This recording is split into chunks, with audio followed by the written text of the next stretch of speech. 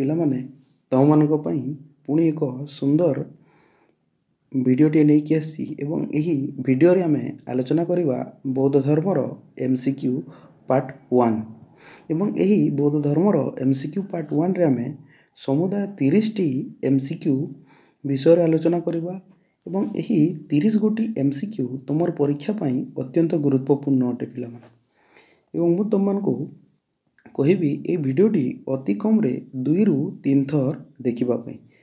2ରୁ 3 ଥର ଯଦି ଏହି ଭିଡ଼ିଓଟିକୁ ଦେଖିଦେବ ପିଲାମାନେ, ଏହି ଭିଡ଼ିଓରୁ ବା ଏହି ବୌଦ୍ଧ ଧର୍ମର MCQ ପାର୍ଟ 1ରୁ ଯାହା ବି ପ୍ରଶ୍ନ ଆସିବ ତୁମର ପରୀକ୍ଷାରେ ଆରାମସେ କରିପାରିବ ପିଲାମାନେ ତାର ଉତ୍ତର।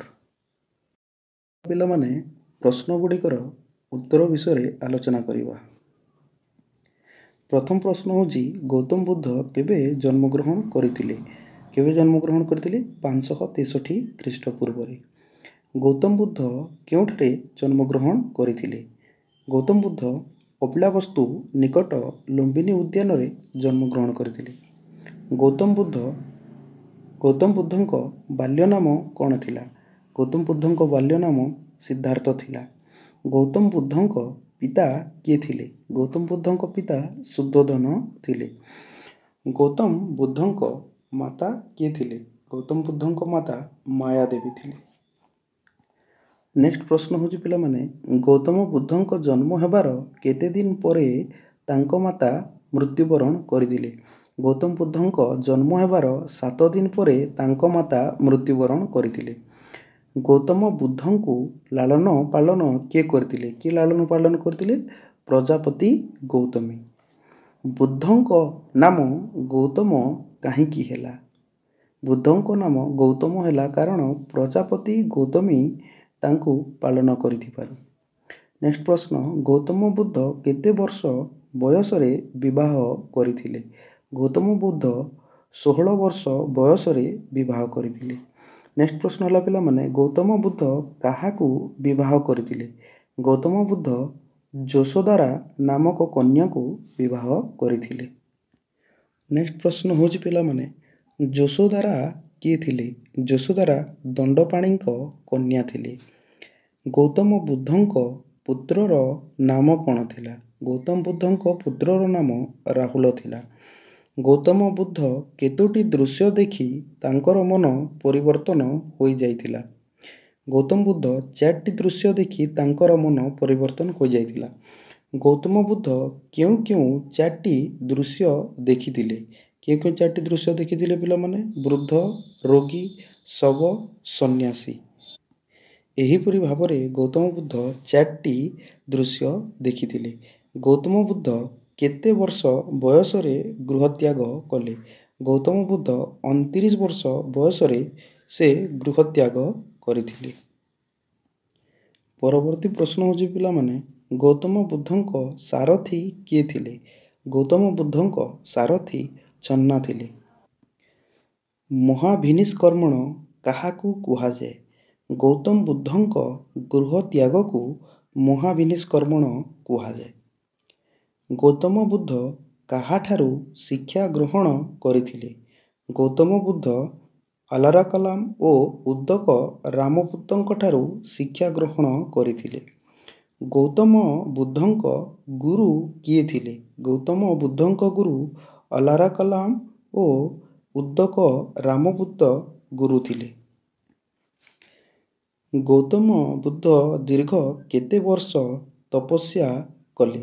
ଗୌତମ ବୁଦ୍ଧ ଦୀର୍ଘ 6 ବର୍ଷ ତପସ୍ୟା କଲେ। ପରବର୍ତ୍ତୀ ପ୍ରଶ୍ନ ହେଉଛି ପିଲାମାନେ, ଗୌତମ ବୁଦ୍ଧ କାହା ହାତରୁ କ୍ଷୀର ପାନ କରିଥିଲେ?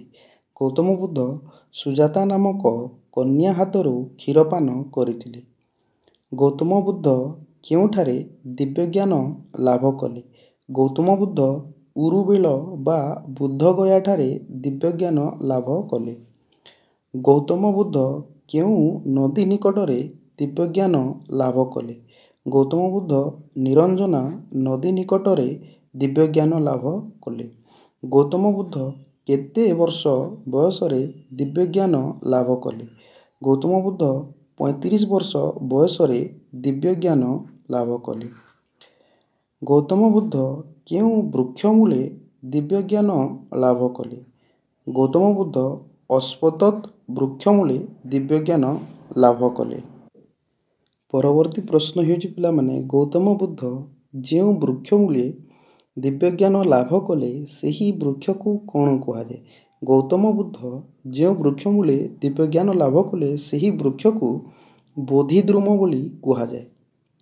ଗୌତମ ବୁଦ୍ଧ କେଉଁ ସ୍ଥାନରେ ତାଙ୍କର ପ୍ରଥମ ଶିକ୍ଷା ପ୍ରଦାନ କରିଥିଲେ? ଗୌତମ ବୁଦ୍ଧ ସାରନାଥଠାରେ ତାଙ୍କର ପ୍ରଥମ ଶିକ୍ଷା ପ୍ରଦାନ କରିଥିଲେ। ଗୌତମ ବୁଦ୍ଧ ପ୍ରଥମେ କେତେ ଜଣ ଶିଷ୍ୟଙ୍କୁ ଶିକ୍ଷା ପ୍ରଦାନ କରିଥିଲେ? ଗୌତମ ବୁଦ୍ଧ ପ୍ରଥମେ 5 ଜଣ ଶିଷ୍ୟଙ୍କୁ ଶିକ୍ଷା ପ୍ରଦାନ କରିଥିଲେ। ଧର୍ମଚକ୍ର ପ୍ରବର୍ତ୍ତନ କାହାକୁ କୁହାଯାଏ?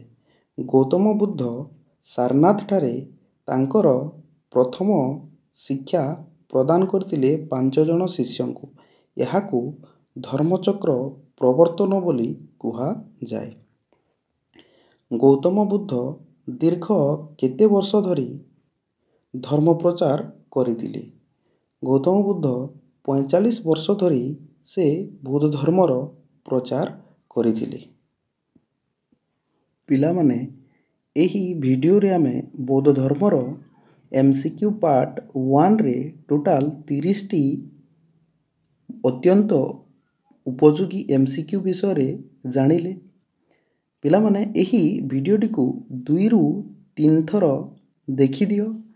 ତାପରେ ତୁମମାନଙ୍କ ପାଇଁ ଏଠି ମୁଁ 6ଟି MCQ କ୍ୱେଶ୍ଚନ୍ ନେଇକି ଆସିଛି। ଏ 6ଟି MCQକୁ ତୁମେମାନେ ବିନା ଦେଖିକି ଉତ୍ତର କ'ଣ କରିବ? କମେଣ୍ଟ ବକ୍ସରେ ଉତ୍ତର କରିବ। ପିଲାମାନେ, ଦେଖିବା କାହାର କେତୋଟି MCQ ଠିକ୍ ହେଉଛି ଏବଂ ମୁଁ ତୁମମାନଙ୍କୁ ସେଇ କମେଣ୍ଟ ବକ୍ସରେ ରିପ୍ଲାଏ ବି ଦେବି। ପିଲାମାନେ, ଆଜି ପାଇଁ ଏତିକି ଥାଉ। ପିଲାମାନେ, ଆଜି ଆମେ ପାର୍ଟ 1ରେ 30ଟି MCQ ବିଷୟରେ ଜାଣିଲେ। ନେକ୍ସଟ ଭିଡ଼ିଓରେ ବୌଦ୍ଧ ଧର୍ମର ବାକି ଯାହା ବି MCQ ରହିଲା ଆମେ ନେକ୍ସଟ ଭିଡ଼ିଓରେ ତାର ବିଷୟରେ ଜାଣିବା।